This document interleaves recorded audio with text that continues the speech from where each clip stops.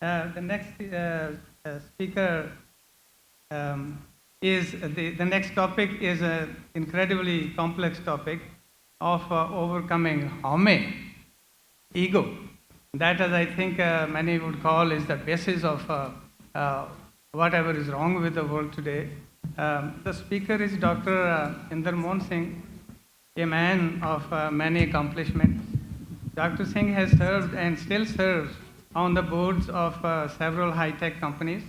He was CEO of Link Software Technologies and XClean, a company he founded, as well as co-founding Kalpana, one of Cisco's early acquisitions. He is the chairman of Chardi Kala Foundation and has served on the boards of several Sikh non-profit organizations, including SALDEF and Sikh Foundation.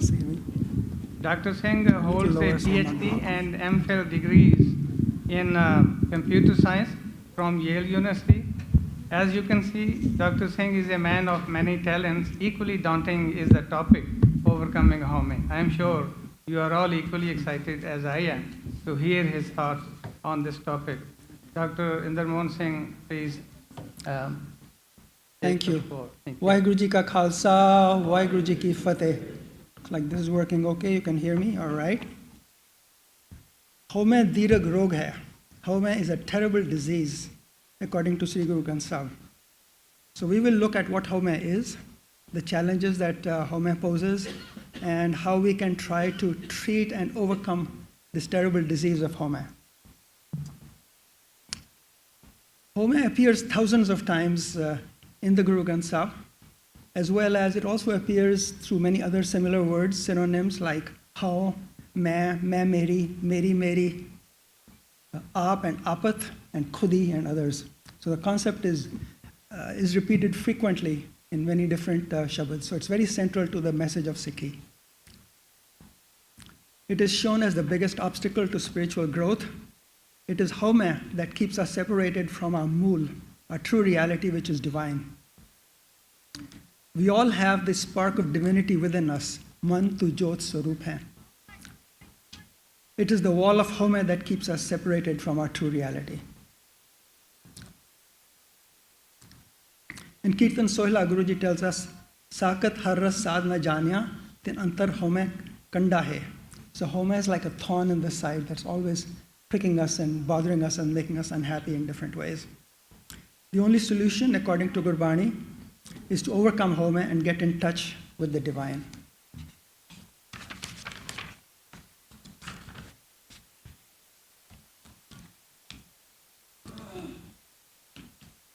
Another Shabad which you see up on the screen, Haumai jhagda payo, Haumai jag muya. The world is caught up in strife and conflict because of Haumai, and it is dying a spiritual death. So what is Haumai? Haumai means I am. It is basically the sense of individual identity. It is often translated as ego, although narcissism or self-centeredness may be more accurate. When you think of Haumai, we usually associate it with egotism, pride, arrogance, or hankar. That is the most obvious manifestation of Haumai, pride or hankar. However, Gurbani shows us that it is much more basic and has far wider scope than pride. Gurbani tells us frequently about the 5 prime evils or thieves that constantly attack us and rob us from within: Kam, Krodh, Lobh, Moh, and Ankar, or lust, anger, greed, unhealthy attachment, and pride. Note that the 5 already include Hankar or pride. Haumai appears separately, and it is in fact the basic underlying evil that gives rise to these 5 vikars of Kam, Krodh, Lobh, Moh, and Hankar. So clearly, Hankar, pride, or egotism is only one of the manifestations of Haumai. Haumai is broader and has a much wider scope.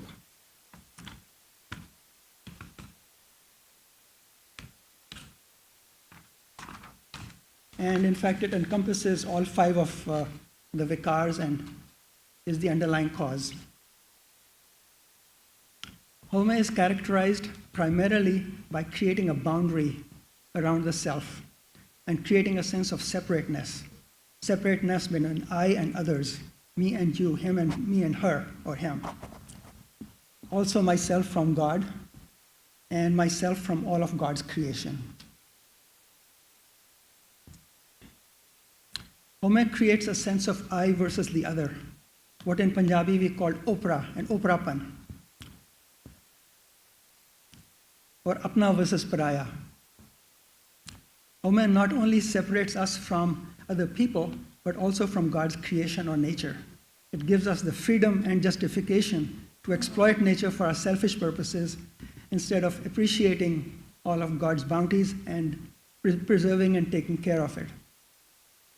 This too is an aspect of our Haumai. We see the environment separate from us and don't feel connected to it.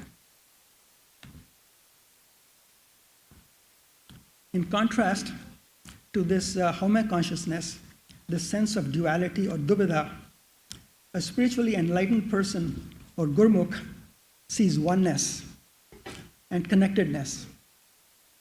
Ek and ekta, all is one. He or she sees the one Vaheguru pervading everything and everyone. This awesome sense of oneness, of everything and everyone being connected, is reported by mystics of all spiritual disciplines who have meditated and prayed for a long time and attained an advanced spiritual level. This experience has been referred to as the state of unitive consciousness. In this state, the divisions of different religions also dissolve. They experience the one divine light in all. Let us look at some of the ways in which Haumai manifests itself in one's behavior. Haumai leads to pride, arrogance, and vanity, what we usually think of as egotistical behavior. It also leads to self-centeredness, narcissism, and selfishness. I am so important. I care only for what is good for me. Bullying and cruelty also flows from this arrogance and self-centeredness, as well as criticizing and putting down others. Sadly, we see every one of these characteristics in our top leader today. Haumai starts with the boundary around the I, but it quickly extends to include mine, me and mine, main meri. It starts with my toys, gets extended to my car, my home, my spouse. We often identify a person by the car he drives or the home in which he or she lives. And you can even get yourself a trophy wife. It was interesting for me to see the evolution of the concept of mine in my own grandchildren. My 2-year-old, my grandson, he loves to play with his toys, but he's not yet as possessive about them as his cousin, who is a few months older. She's very emphatic about pointing to a toy, sometimes in one of his, and declaring mine. He is just starting to develop the idea of asserting his ownership and demanding to have his toys back. So initially, a baby doesn't have the concept of I. It doesn't even know about its own hands and feet, but goes on from there to develop the concept of mine. Of course, it is all very innocent at that stage. But as we get older, the range of mine gets both extended and strengthened. We help to reinforce this process as we shower the child with toys and new clothes, and as they grow older, they are bombarded with ads, TV shows, and other messages, all encouraging them to ask for the latest must-have gadget or toy. This process continues and gets intensified in adulthood. From toys, we go on to cars, clothes, fancier gadgets, homes, and of course, money and wealth. The more you get, the more you want, and greed sets in. You look at others who have something you don't have or can't afford, and jealousy rears its head. So all of these stem from Haumai. None of these possessions, of course, they don't give us lasting satisfaction, so we keep looking for more and more. And of course, eventually we all depart from this world and leaving all of this stuff behind.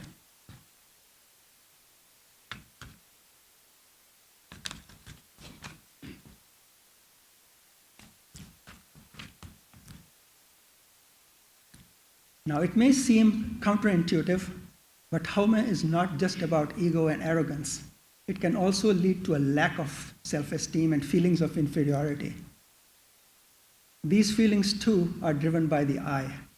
This kind of a fragile ego can lead to a sense of alienation and many kinds of destructive behavior.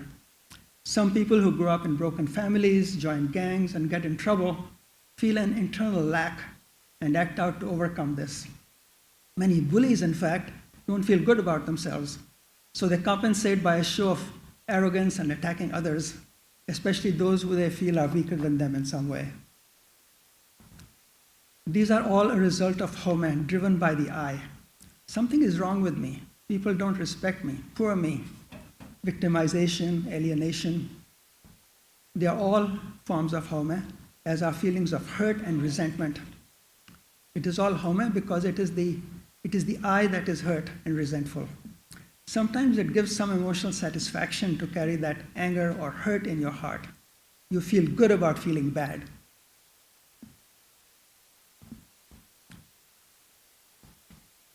That too is Haumai. If you want real peace and happiness, you have to overcome these kinds of feelings of anger, resentment, or hurt. That is why forgiveness is so important on the spiritual path. Another aspect of this fragile ego is a strong concern about what other people think. What will the neighbors say or think of me? A need to impress people.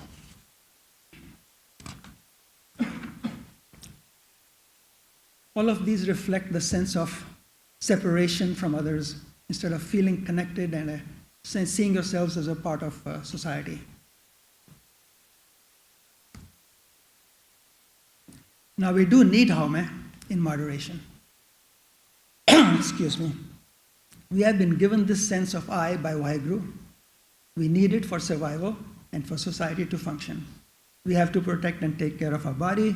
We have to have some drive to be successful in life and to make a living, but we need it in moderation.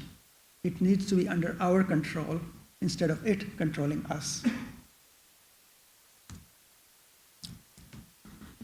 Now, Haumai does not operate just at the level of an individual. It also operates at the level of a group or a community. It makes us think in terms of my tribe, my country, my religion, my race, and so on. In place of drawing the boundary between I and you, or I and the other, the boundary is between us and them. There is no need for a wall between the US and Mexico. Sadly, for a lot of people, there already is a much stronger mental wall between us Americans and them Mexicans. The wall of racism and xenophobia. This communal Haumai, which creates the sense of separateness between us and them, has been a very destructive force throughout history. Archaeologists have found evidence of brutal tribal massacres dating back to the Stone Age.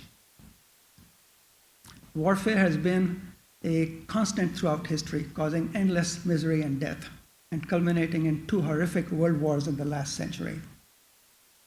The us versus them attitude has justified the domination and exploitation of the weak by the strong. It led the European nations to colonize the rest of the world, starting in the 16th century, in order to enrich themselves at the expense of their colonial subjects.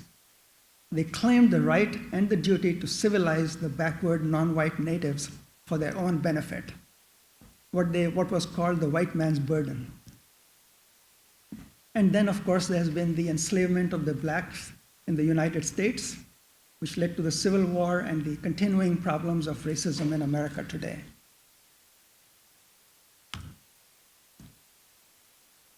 Gurbani tells us that Haumai is a terrible disease. Haumai dheerag rog hai. It is the biggest obstacle to spiritual growth. The divine light is within each of us, but the thick, hard wall of Haumai keeps us separated from our true reality. Ranpir ka ek hi sang mela, ek hi sang vasa, which Haumai bheet karari. The soul bride and the husband lord live together as one within the self, but the hard wall of Haumai has come between them. Haumai, like everything else, is given to us by God, but we also have the opportunity to move out of the darkness of Haumai towards the divine light. The primary solution to Haumai is Naam Simran, reflecting and meditating on his name, getting in tune with the divine. Gurbani also tells us that Naam and Haumai are antagonists. Both cannot dwell in the same place at the same time. Haumai nave nal virodh hai, doi na vase ek thai. So Naam is the ultimate solution and the strongest antidote for this terrible disease that is Haumai. The challenge, of course, is that Haumai is also the biggest obstacle to Naam. So to banish Haumai, we need Naam, but Haumai stands in the way of our Naam Simran. So it has to be an iterative process, a step at a time. And divine grace plays a big part. It takes continued and dedicated effort or uddam on our part, but we have to seek the Guru's help at every step. As soon as we think that we are doing something ourselves, that itself is an act of Haumai that blocks our path. That is the puzzle of all this, the dilemma. We have to keep at it, and Naam slowly dissolves the Haumai. Gurmukh Naam Salaya, Haumai Nivri Bhai. So the fire of Haumai is extinguished through Naam Simran. Har har sada dhyaye, Haumai kadde dhoye, and it's washed off again with Naam Simran. Gurbani, studying and following the word, Div Guru's word, is an important complement to Naam Simran. The two are closely related. Even our ability to successfully practice Naam Simran is enabled by invoking the grace of the Sadguru through the divine words of Gurbani. As we continue to practice and imbibe the teachings of Gurbani, there is a process of internal transformation that takes place, which weakens our Haumai and the related evils of Kam, Krodh, Lobh, Moh, and Hankar, and makes us more receptive to the power of the divine name.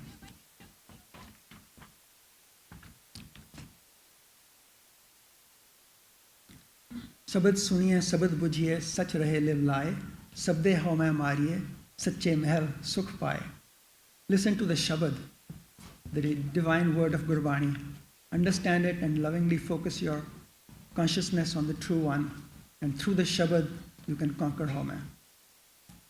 Naam Simran and the practice of Gurbani are the two basic tools of the path to spiritual growth, whereby we can overcome Haumai and find oneness with the divine. Let's look at some specific areas that help us in overcoming Haumai as we move along this path. Recognizing hukam, seeing the divine will, seeing that everything is happening in his will, is a major help in overcoming Haumai. The Gurmukh increasingly recognizes that whatever I did or accomplished was all by his blessing, by his grace. In the second pauri of Japji Sahib, Guru Nanak Dev Ji tells us how everything is under his hukam or command, which is infinite, all-encompassing, and beyond description. Hukmi hovan akar, hukam na kaya jai, hukmi hovan chi, hukam na levde ai. And it goes down, and at the end he says, Hukme andar sabko, bahar hukm na koe, Nanak hukme je bujhe, ta haumai kahe na koe. O Nanak, one who understands the hukam, understands the divine will and recognizes it, does not speak in Haumai, doesn't act in Haumai. The key message is in this last line.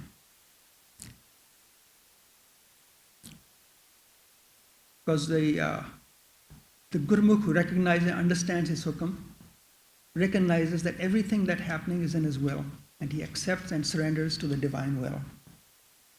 Now, some may think acceptance or surrender to his will is like, oh, I couldn't do anything about it. In fact, what we need to do is to embrace his will, embrace everything that happens as something wondrous that is according to the will and of our loving, all-knowing Father. Instead of me or mine, The Gurmukh thinks and says you and yours. The Haumai starts to dissolve.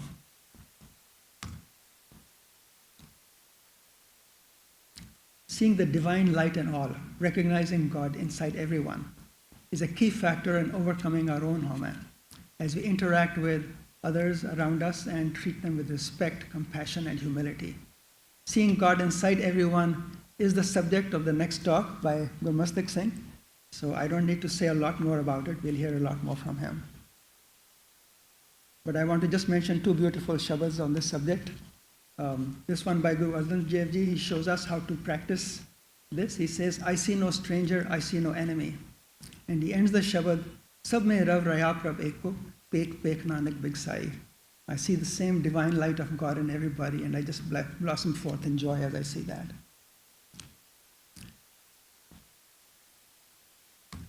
And another nice shabad by Namdev, Sab Gobind hai, Sab Gobind hai. Everything is God. See God pervading everything and everybody. All of creation, including all of us, are linked like beads strung on a single string of His power, of His Naam.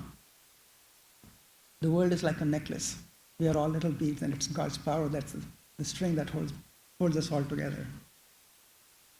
So we'll hear a lot more from Guru Mastak Singh. I'm looking forward to hearing the next talk.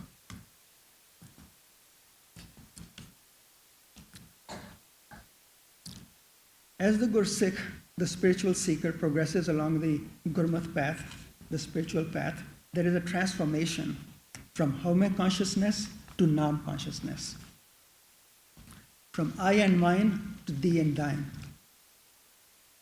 The Haumai gets progressively weaker, and the Gurmukh, the spiritual seeker, lives in tune with the divine presence of Vaheguru.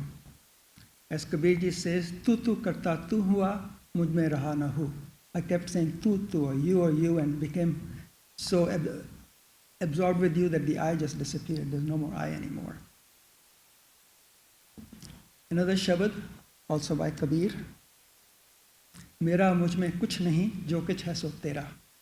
There's nothing that's mine, there's nothing that's within me. Everything is yours. Everything comes from God. I surrender to you. If I surrender to you, assign to you everything that I have, what does it cost me? It's all yours already.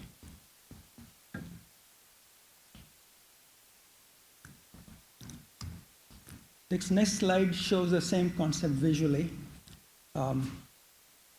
This transformation from man, menu, and mera to tu, tenu, and tera, or in English, from I, me, and mine to thou, thee, and thine.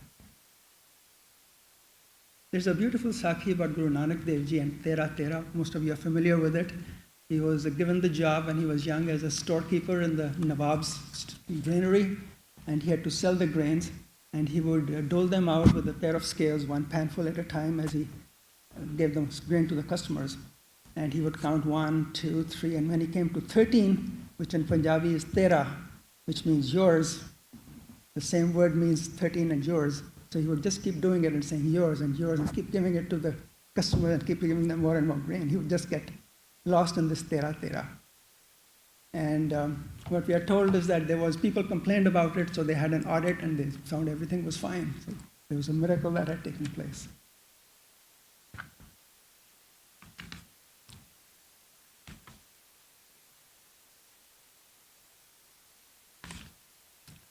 Now, most of us who are trying to walk on the Gurmat path, trying to grow spiritually, and most of the people who are here because they are interested in that, we are all somewhere between the left column or the right column of Haumai consciousness and the right column of Naam consciousness. Hopefully, we pray that by His kindness, His grace, we are all blessed to make the effort and the udam to move at least a little bit towards the right. Vaheguru Ji ka Khalsa, Vaheguru Ji ki Fateh. I think we'll take some questions now. Thank you very much, Dr. Inder Singh. Man jeete jag jeet, I think is the essence of everything. We have got 5 questions, Dr. Saab. Okay. I think 3 questions you have covered very nicely with it, and I think if they have listened, watched that, they will get something from that. These 2 questions, I can combine it. What is duality? And the other one next to it is, in this materialistic world, self-care is so important. How does Haumai tie into the concept of self-care? I think you touched that I also. think we touched on that. But Let if you me can- address the, what was the first one again? What is duality? Duality. Duality or dubida, it appears many times in Gurbani. It's actually closely related to Haumai. Dubida or duality is the sense of separation. It's duality between I and God, and also, as we said before, it extends to between me and you. It's always a sense of duality. Even between me and nature, it's the separation instead of the oneness. So that is the concept of dubida or duality in Gurbani. Duality is used in many other ways in philosophy, but in Gurbani it refers to basically to this sense of separation between I and God. I'm sorry? Confusion?